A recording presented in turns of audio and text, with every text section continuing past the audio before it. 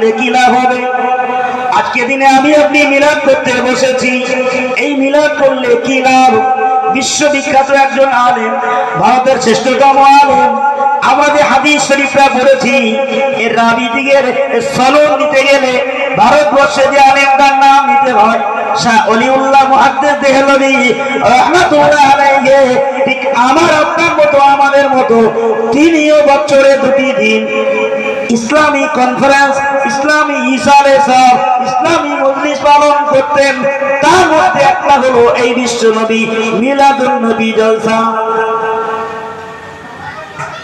কিতাবে এসেছে শাহ অলিউল্লাহ হুজুর প্রত্যেক বছর মিলাদুন নবী পালন করতেন এবং তাবারুকের ব্যবস্থা করতেন।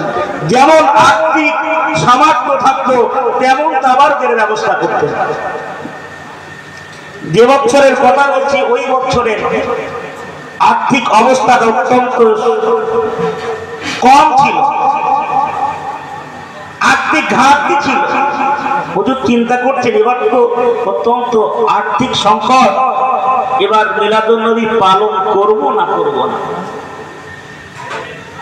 হুজুর শেষ পর্যন্ত সিদ্ধান্ত নিলেন না করব। তাবারুক যতই কম করব। কি তাবারুক করলে? অল্প কিছু ন্যূনত মানের ছোলা ছিল, সেটাই হুজুর ভিজিয়ে দিলেন।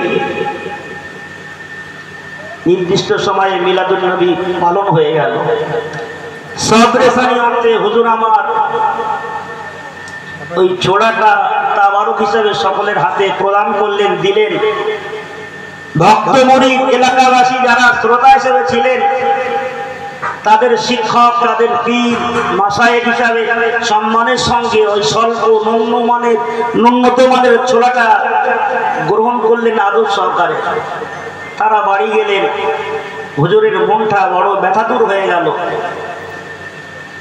মিলাদুন নবী করলাম, ভালো তাবারুক করতে পারলাম না, মনে ব্যথা নিয়ে হুজুর আমার শুয়ে পড়লেন। হুজুর আমার স্বয়ং করলেন, তন্দ্রাচ্ছন্ন হয়ে গেলেন, ঘুম এসে গেল। কিতাব লেখক পাওয়া যায়, কিতাব এসেছে। হুজুর নিশ্চয়ই বর্ণনা করে জানিয়েছেন। শাহ ওলিউল্লাহ হুজুর আমার বর্ণনা করেন, ওই সময় অত্যন্ত বিষণ্ণ মন নিয়ে ঘুমিয়ে পড়েছিলেন।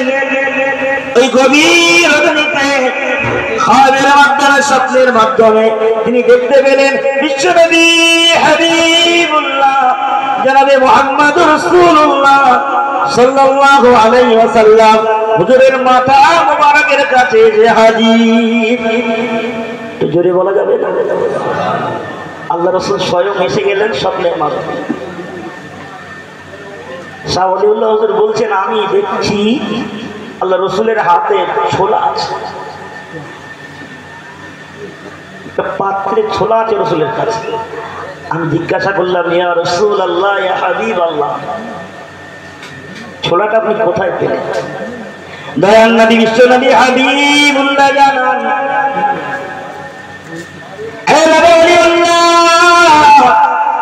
আজকে রজনীতে তুমি আমার মিলাদুন নবী কায়েম করেছিলে, মিলাদুন নবী পালন করেছিলে।